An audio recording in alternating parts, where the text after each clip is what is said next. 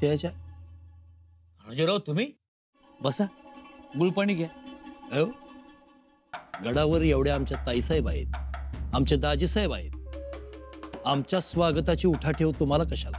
गडावर येणाऱ्या प्रत्येक माणसाची आम्हाला उठाठेव करावीच लागते. नोकर माणसं आम्ही. नोकरासारखं न राहणारे नोकर. मतलब तेच मतलबानं राहणारे. गणोजीराव काय बोलताय तुम्ही? तुम्हीच सांगा की, इथं गडावर आला तेव्हा काय होता हो तुम्ही? कनोजवरनं आलेला एक साधा कवी, मग झाला तांत्रिक, मग झाला कवीचा कविराज, आणि आता काय छंदोगामात्य. आणि आम्ही आपले राहिलो गणोजीरावचे गणोजीराव. तुम्ही नेहमीच माझ्याबद्दल गैरसमज करून घेतलाय. अहो, कसला गैरसमज? खरं तेच बोलतोय. माग वळून बघा की, हा? कुठं होता, कुठवर आला. इथं गडावर वाडे होडे झाले तुमचे, बायका पोरं नांती झाली, तालेवार झाला तुम्ही बघता बघता. झाला का नाही? ही सगळी राजांची कृपा. आमच्यावर जर कृपा झाली असती तर हे असं पाहुण्या रावळ्यांचं उंबरट झिजवायला लागलं नसतं आम्हाला. गणोजीराव तुम्हाला स्पष्ट सांग, तुम्ही थेट राजांशी बोला आणि स्पष्ट बोला.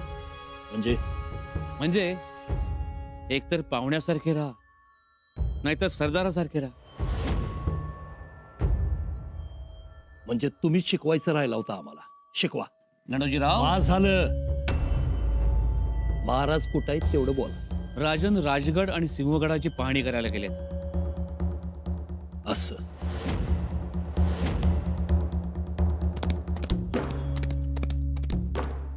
वैनिसा, वैनिसा, या बताशीबाई. जिंजीहून स्वार आलाय. ताई साहेब सुखरूप पोहोचले? हो, तेच सांगत होता.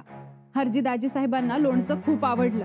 मुलांनी पापड फस्त केले आणि भवानीबाईंना त्यांच्या आईच्या हातच्या आवडीच्या शेवया खायला मिळाल्या. एकंदरीत जिंजी खुश आहे आता. बताशीबाई, हा एक धागा तुटता तुटता बचावला बघा. अहो, मायेने घट्ट झाला उलट. आपल्या नात्यांचे धागे असेच घट्ट व्हावेत. राणी साहेब, आपले बंधुराज गडावर आलेत. कोण? गणोजी दादा साहेब? जी राणी साहेब.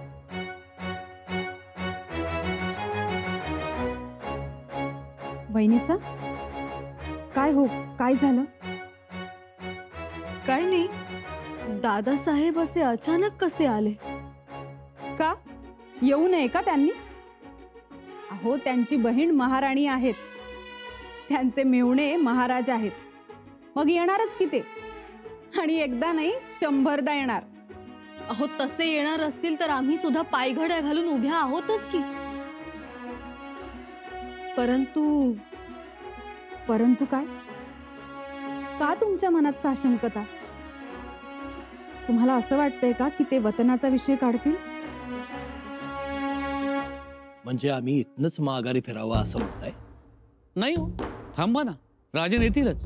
तू आम्हाला सांगणार महाराजांना यायला उशीर होईल, इथं थांबा, वाट बघा? कोण आहेस रे तू? कोण हायस कोण तू?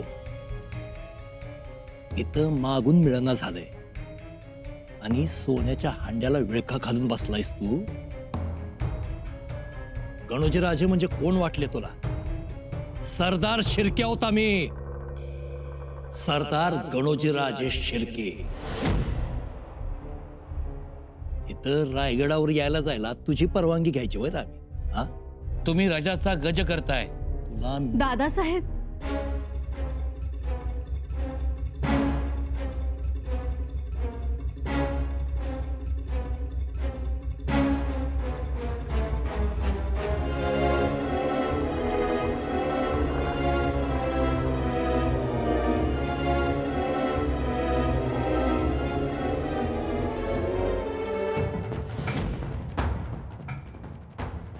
दादासाहेब केव्हा आलात? आलोय मगाशीच. ताईसाहेब, आजकाल हिथं शंकराच्या देवळाबाहेरचा नंदी शिंग उगारून वाट रोखून बसलाय. त्यामुळं तुमच्या पत्तूर पोचायला जरा उशीर झाला.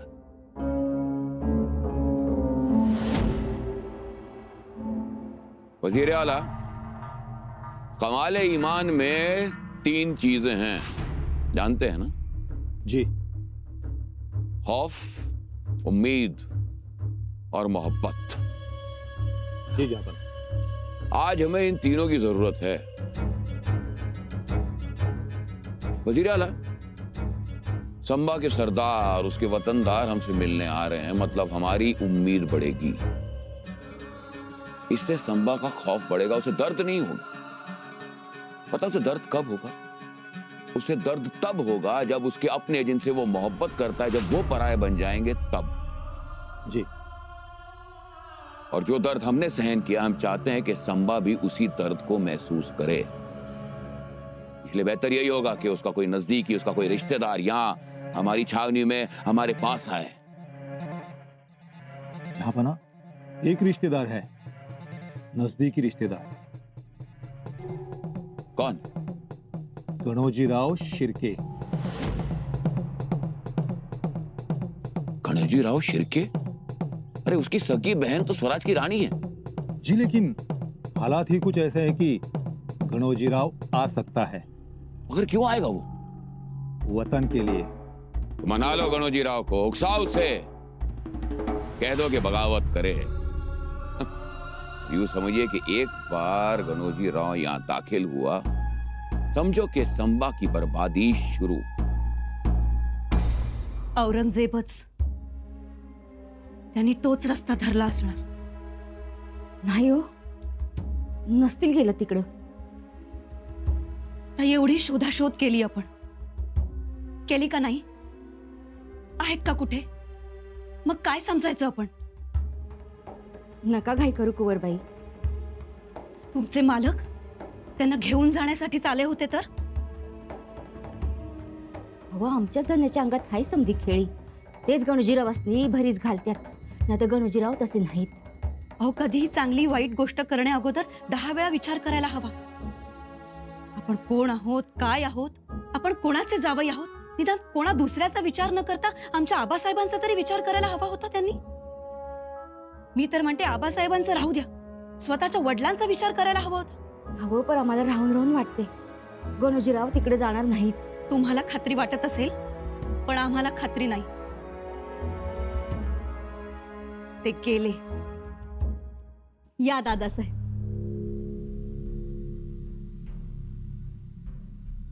बसा.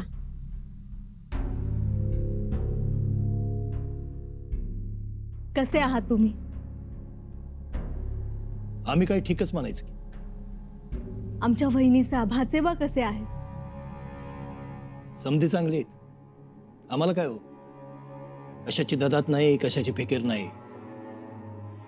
असेच आनंदात राहा. आणि आता आलाच आहात तर जेवण करा, आम्ही थाळा लावतो. नको, भूक नाही आम्हाला. दादासाहेब, म्हणजे आमच्या वहिनीसांनी भाकऱ्या बांधून दिल्या होत्या का शिदोरी?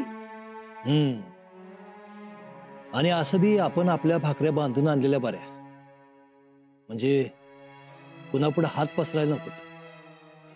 दादासाहेब, काय हो हे? शिर्क्यासनी मागून काही मिळत नाही, असा आजवरचा अनुभव आहे ना. तुम्हाला देवानं एवढं दिलंय की ते सरणार नाही. देवानं दिलंच, पण तुम्ही ते हिरावून घेतलं.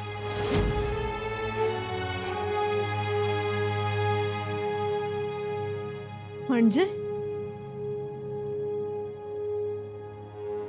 वतन. वतन? वय स्पष्टच बोलायचं तर वतन. दादासाहेब, वतनाविषयी बोलायला तुम्ही इथे आलात? होय. कुठे आहेत महाराज? आज काय तो सोक्ष मोक्ष होऊनच जाऊ दे. दादासाहेब, हे बघा, जे हाय ते हाय, जे नाही ते नाही. आज काय तो फैसला झाला की आम्हाला मोहरचा विचार करायला बरं. दादासाहेब, अहो काय झालंय तुम्हाला? परवा तर तुम्ही चांगले होतात. राहुजी पंतांच्या निवाड्यात आमच्या बाजूने उभे राहिलात. किती आनंद झाला आम्हाला. आम्ही फितुरीच्या विरोधात आहोत, हक्काच्या नाही, हे लक्षात ठेवा. आणि वतन यो आमचा हक्क आहे, आमची पिढीजात मिराशी आहे, हे बी लक्षात ठेवा. तुमच्या बरोबर काय बोलायचं? महाराज कुठे?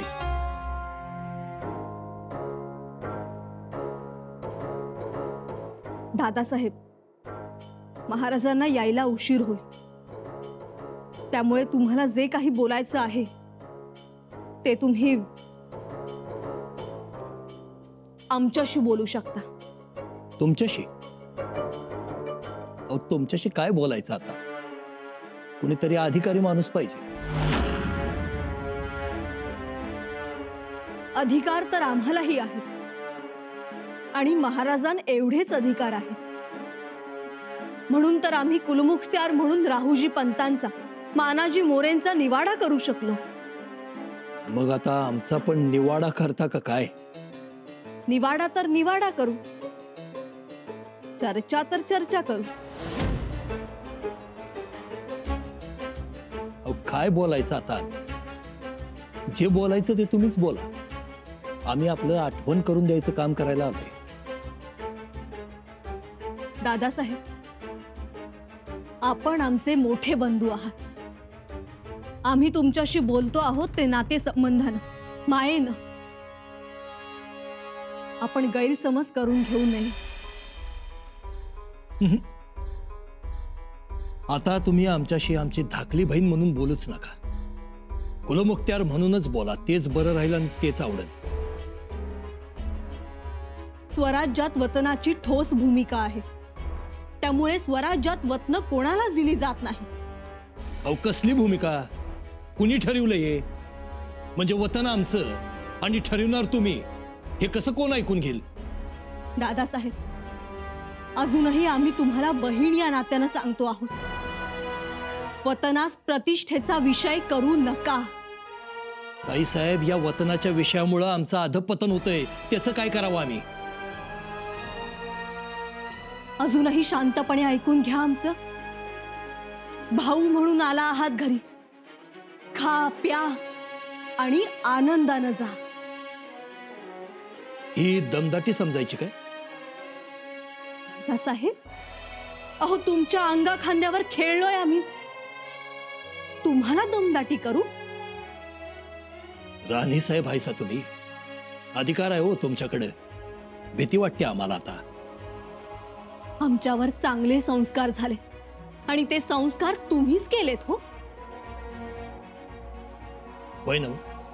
अहो मग वतनाला नाही कशापाय म्हणताय? बोला. दादासाहेब, तुमचा भाऊपणाचा, वडिलकीचा मान ठेवून हात जोडून तुम्हाला सांगतो, तुम्हालाच काय, वतन कोणालाच मिळणार नाही.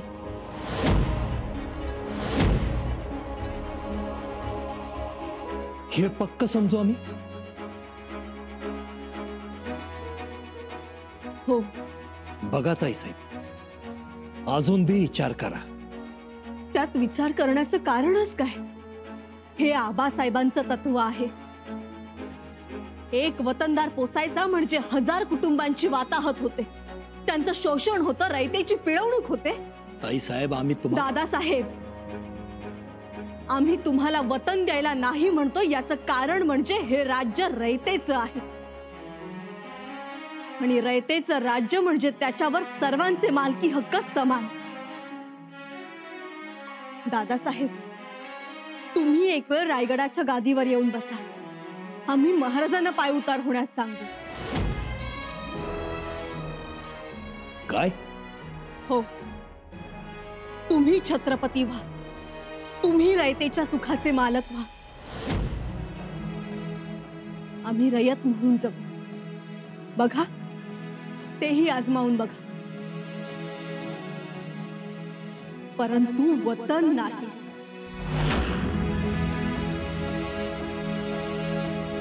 वतन देणं स्वराज्याच्या विरोधात आहे. एकदा रयत देशोधडीला लागली होती, आता ते दिवस पुन्हा आणायचे नाहीत आम्हाला. म्हणजे आम्ही वतनदार रयतेची पिळवणूक करत होतो. तुम्ही असं नाही, जे वतनदार होते ते सगळेच. देशमुख, पाटील, जहागीरदार, जमीनदार ते सगळे हेच करत होते. परंतु आबासाहेबांनी त्यांना सन्मार्गावर आणलं. कित्येकास ते पटलं, म्हणून ते स्वराज्याचे सेवक झाले, स्वराज्याचे पाईक झाले.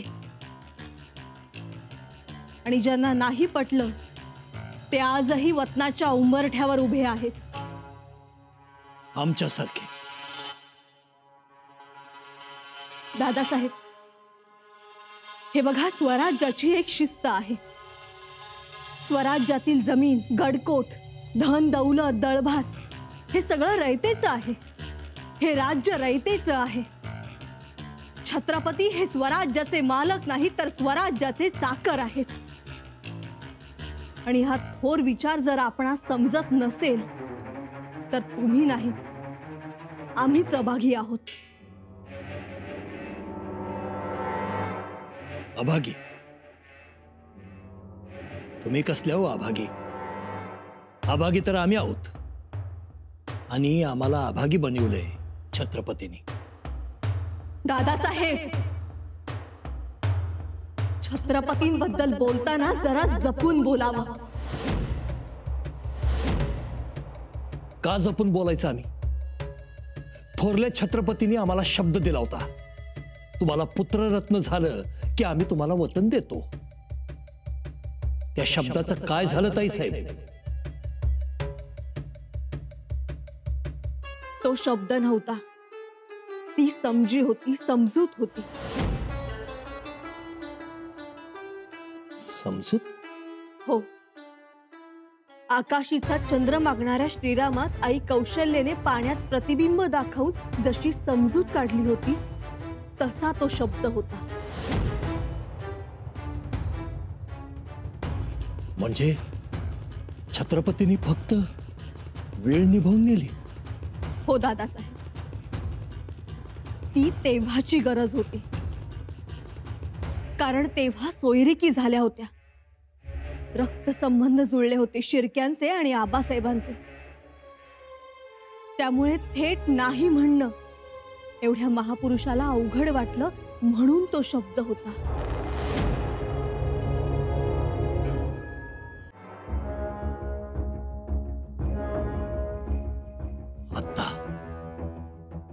आता समद्या गोष्टींचा उलगडा झाला.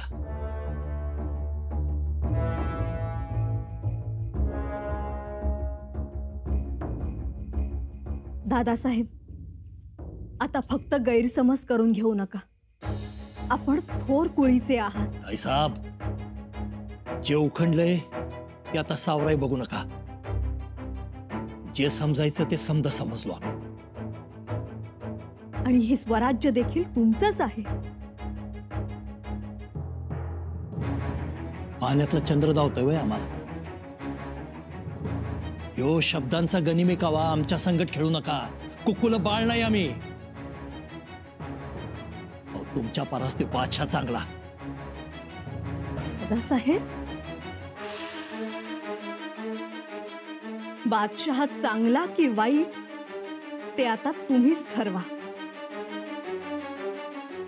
औरंगजेब चांगलाच आहे असं आता आम्ही म्हणतो. वतनाचा कागद देणार आहे म्हणून? वय वतनाचा कागद देणार आहे म्हणून. आणि तो वतनाचा कागद आम्ही आता त्याच्याकडनं घेणार. आमच्या फेट्यात तुऱ्यासारखा खोणार आणि दिमाखात जाणार शृंगारपुरात. पण एक गोष्ट लक्षात ठेवा दादासाहेब, तेव्हा त्या शृंगारपूरच्या वाटेवर आम्ही उभ्या असू.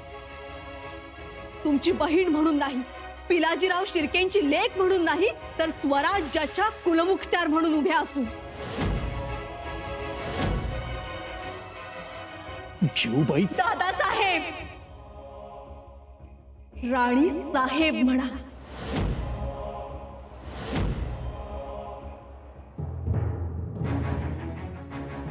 तुम्ही तर फणाच काढला की. फणा काढला. फणाच काढणारे आहोत आम्ही.